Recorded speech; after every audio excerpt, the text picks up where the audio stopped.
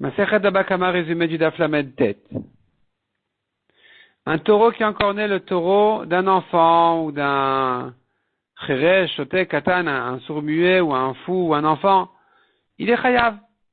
Dans l'autre sens, par contre, le taureau d'un Cheresh, Shoté, Katan, quelqu'un qui n'a pas de conscience, qui a encore né le taureau d'un homme qui a une conscience, qu'est-ce qu'on fait dans ce cas-là?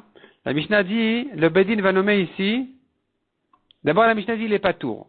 Ensuite dit la Mishnah, le Bedin va nommer un responsable sur ce taureau-là, de manière à témoigner devant lui.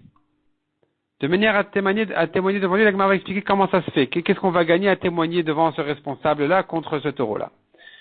Si maintenant il a guéri, le sourd-muet il a guéri, le fou il a guéri, l'enfant il a grandi, selon Rabbi Meir, le taureau il redevient tam, comme un changement de propriétaire. Selon Rabbi aussi, il n'y a pas de changement de propriétaire qui va le rendre tam, il restera mouad comme il était. Un taureau qu'on excite et qui va encore né n'est pas chayav mita s'il a tué un homme. Parce que la Torah dit, s'il est encore né, donc de lui-même, pas que on l'a excité. La Gemara demande, d'une part tu me dis, le taureau d'un enfant, il est patour, d'autre part tu me dis, on va nommer un poutroupous, un responsable dessus, pour témoigner devant lui. Mais comment ça marche? Répond la Gemara, tant qu'il est tam, tant qu'il est tam, il est patour. L'enfant est patour. Mais quand on voit qu'il a l'habitude d'encorner, on va nommer un responsable pour témoigner devant lui sur ce taureau-là pour qu'il devienne mouad, et à partir de ce moment-là, il sera chayav. Qui c'est qui devra payer? La Gemara ramène une machloket. Est-ce que c'est les yetomim qui vont payer, l'enfant qui va payer, donc l'enfant propriétaire de ce taureau-là qui va payer, ou bien c'est le responsable qui doit payer? Selon Rabbi Yochanan, c'est l'enfant et pas le responsable, parce que si tu dis que c'est le responsable qui doit payer, il voudra plus être responsable, il voudra plus travailler. Si tu dis, par contre, Rabbi aussi Bachanina dit, c'est le responsable qui doit payer, tant que les yetomim, les orphelins, ils sont petits, quand ils vont grandir, ils vont lui rendre l'argent. La Gemara ensuite ramène une machloket Tanaïm, de dire que même en tant que tam, il se peut qu'il soit chayav. Il se peut que donc le taureau d'un orphelin petit, on nomme un responsable sur ce taureau-là, de manière à témoigner qu'il est encore né, qu'il soit chayav de payer la moitié, migoufo, de son corps. Donc là-dessus, nous avons une machloket. Est-ce qu'il sera chayav, dans ce cas-là, en tant que tam déjà, ou non, tant qu'il est tam, il ne paye pas. De même, dit la Braïta une machloket, si il a guéri le fou, l'enfant il a grandi, alors qu'il était mouad avant ça, le taureau, est-ce qu'il redevient tam, oui ou non? Là-dessus aussi, nous avons une machloket. La Gemara, après tout ça, nous ramène encore une Braïta.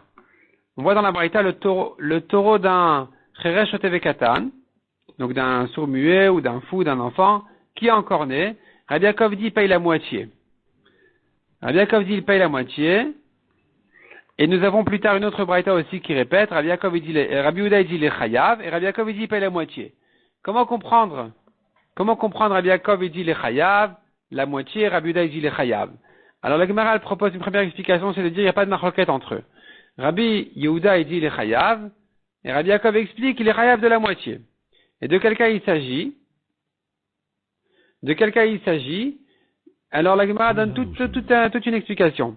Il s'agit en fait d'un taureau qui est mouad.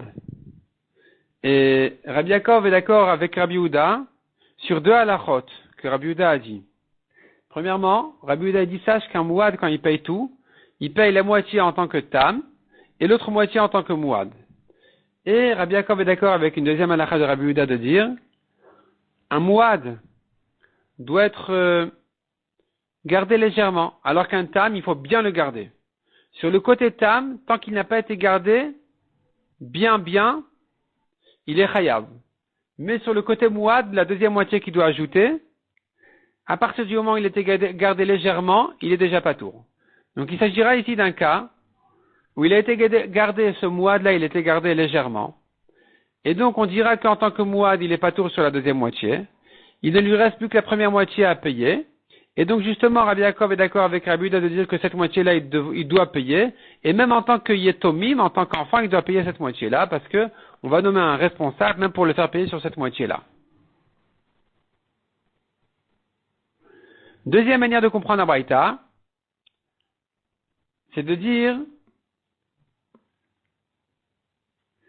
qu'il y a une marloquette ici entre Rabbi Yehuda et Rabbi Yaakov.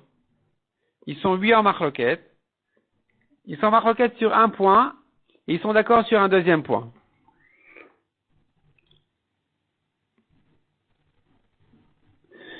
Ils sont d'accord que un mouad garde son côté tam.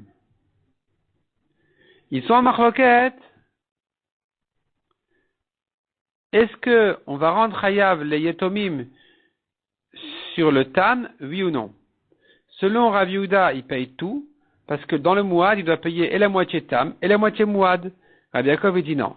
Il ne payera que la moitié mouad, mais la moitié tam, il est pas tour parce que les yetomim ne payent pas la moitié tam. Comme on a vu auparavant une marloquette, est-ce qu'un yatom devra payer les yetomim, les enfants doivent payer le côté tam? Oui ou non? Donc ça, c'est la marloquette à nouveau entre Rabbi Yehuda et Rabbi Yaakov. Selon Rabbi Yehuda, il paye tout, avec le côté tam inclus. Selon Rabbi Yaakov, il ne paye que sur le côté mouad. Donc que la moitié il payera, la moitié mouad. Troisième manière de comprendre en marloquette dit la Gemara, c'est de dire qu'en fait il a guéri. Ce sourd-muet là, il a guéri, ce fou il a guéri, cet enfant il a grandi. Et qu'ils sont en marloquette à savoir, est-ce que s'il était mouad, quand il était absent de conscience, quand sa conscience était absente, est-ce que si à ce moment-là il était mouad et que maintenant quand il a guéri, est-ce qu'on va le rendre chayav comme un mouad ou pas? Rabbi Yehuda il pense ça, il reste mouad, il paye tout. Rabbi Yaakov il pense ça, il redevient tam et donc il ne paye que la moitié.